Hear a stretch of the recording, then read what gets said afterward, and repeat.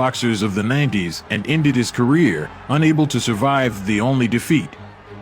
Today we will talk about the legendary fight that buried the career of Prince Naseem Hamed, and we will reveal all the details of the famous fight against Marco Antonio Barrera, one of the best fights of 2001. When featherweight Naseem entered the British ring in 1992, many at first mistook him for a funny and incredibly talented jerk. But very soon they had to change their minds. This Yemeni Arab from Sheffield immediately managed to stand out from the crowd, which was not so easy in a country that was experiencing a boxing boom. By the time of 2001, the famous Prince Naseem Hamed had collected all possible featherweight titles. He held the WBC, IBF, WBO belts, and the Ring magazine title, which was rapidly gaining popularity among the mainstream versions. The situation was overshadowed by the separation of Naseem from his longtime mentor Brendan Ingle. Hamed began to work with the famous Emmanuel Stewart. But a bright tandem coach-student did not work out. Hamed was his own boss. He listened only to Ingle.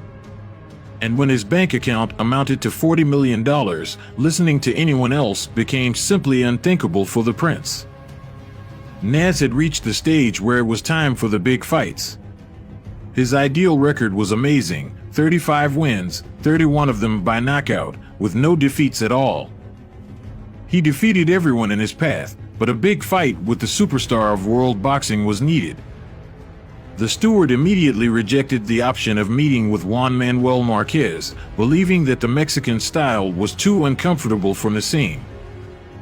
However, he happily jumped at the option of fighting another Mexican, Marco Antonio Barrera, who for the sake of this fight was ready to leave his WBO super bantamweight title and rise to a new category. The negotiations dragged on for almost a year. During this time, Naz had a spectacular fight against promising Augie Sanchez. The main problem remained the mood and preparation of the prince. Gone are the days when he relentlessly plowed in the hall of Brendan Ingle. Training was no longer the main program of the day for him. Before the fight with Barrera, a serious problem arose: 35 pounds overweight. The meeting with Barrera was scheduled for April 7, 2001. Naz was to receive a fee of $8.5 million. Marco Antonio relied on a more modest, but still record-breaking amount for him, $1.8 million. Naseem was a 3-to-1 favorite. Boxing experts in America were even more categorical in their assessments. Of the 30 polled, 28 were in favor of a confident victory for the prince. Naseem's colorful exit was overshadowed by a devastating first round.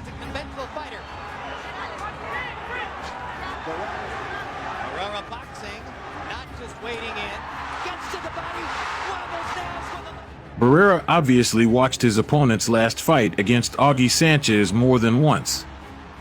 He stood in his classic balanced stance and punched the same homework, a right straight, or side, into the chest area, a smashing left hook to the head.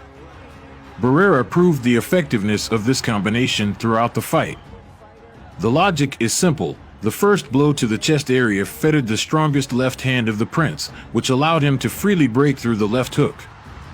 By delivering this series of blows and treating Naseem with several accurate jabs, the Mexican took the first round. However, shaking Naz is only half the battle. In the second round, Naseem went ahead, but again ran into Barrera's signature combination.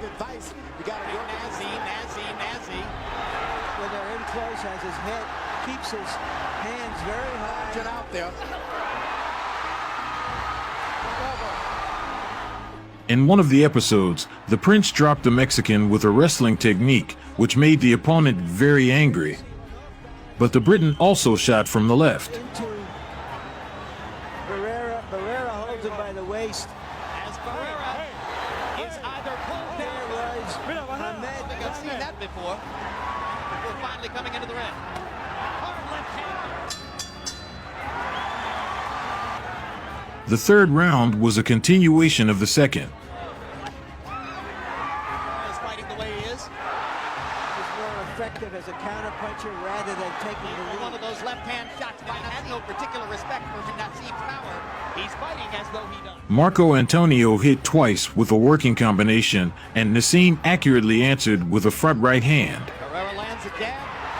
Enormous reflexes, and he's getting Close.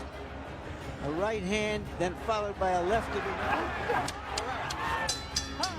So far, In the fourth segment, the Mexican again managed to shake the enemy with his left hook and take the round. big left hand by Herrera inside. Stuns. very composed, Barrera. That was a headbutt there. You see. He hasn't got in one position yet. Ooh. However, in the fifth round, the pattern completely changed. The tactical game began at a distance. Stronger nerves were at Barrera. Has been unsuccessful so far. He hit twice with his signature combination. Having received a thrashing from the steward during the break, Nassim changed his stance. He got right-handed and acted very successfully, winning the sixth round. In the southpaw position to stay away from that jab. Herrera continues to pile up points. That's why he is Barrera. 57, 3 rounds apiece. The Marco Antonio's what Barrera is doing. He's pacing himself. Doing clowning with a clown. The pace with his jab, showing it more frequently, landing it more. He gets square in the middle yet, but he's starting to pick up the power. He's informed him that round. And stalking and trying to land that left hook. Punches around right here. Still, the Briton could not turn the tide of the battle, spoiled the impression of the local public, which mercilessly shouted at every blow Barrera, creating a false impression of his advantage. It wasn't. But even Nassim could not do anything with the collected and psychologically prepared counterpart. Everything was evenly divided until the 11th round. Moreover, the 10th round of the Prince took his asset. Marco Antonio Barrera. He's throwing the left hand, but he hasn't thrown anything with Get it. it done here. There's a big left hand. Barrera covering up. The combinations have been thrown back. In the 11th round, Barrera activated. He slightly increased the speed and confidently took the round. I don't think he's ever been hurt in a fight, but when he gets hit, his head Is is the Barrera that you were concerned about? Thank you. Steve just put it to you. It is Marco Antonio to turn it against him. Nash will not come back with any shot. That the Prince has developed since he was a boy is being exposed, George. There is, but not when he's running Wrestles like the that. Prince into the ropes. They're 3 minutes away from the conclusion. And the 12th became a real benefit of the Mexican. 103, 7 rounds to 4. Marco is with this. Stay away from him taking that advice. He's going for it. He made the opponent miss. Barrera punched accurately, but completely spoiled the impression with a police wrestling technique, grabbing Nassim's hand and hitting his opponent on the ring post. Joe Cortez, quite rightly, deducted 1 point from him.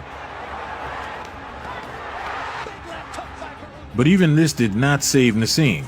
He lost the fight. Lost tactically. He himself understood this. All 3 judges ruled in favor of Barrera, 116 to 111, 115 to 112 twice. There was no defeat, about which the haters of Nassim are so fond of trumpeting. Here was not even close. The possibility of rematch was spelled out in the contract. The desire was expressed by Nassim himself, explaining the unsuccessful performance by an injury to both hands. But the boxing world was never destined to see the second fight of 2 great boxers. Nassim had only one more fight against a rather average Spaniard, Manuel Calvo. He ended his career at the age of 28. He didn't break. Nassim started too early, and his early retirement had nothing to do with the loss to Barrera. This was noted by the British champion himself. The time has come. He couldn't train as hard as he did in his younger days and made the right decision. Marco Antonio performed for a very long time. Ahead were victories over Eric Morales and Johnny Tapia and a crushing defeat from Manny Pacquiao. In 2001, Barrera did his job. That night in Las Vegas, he was slightly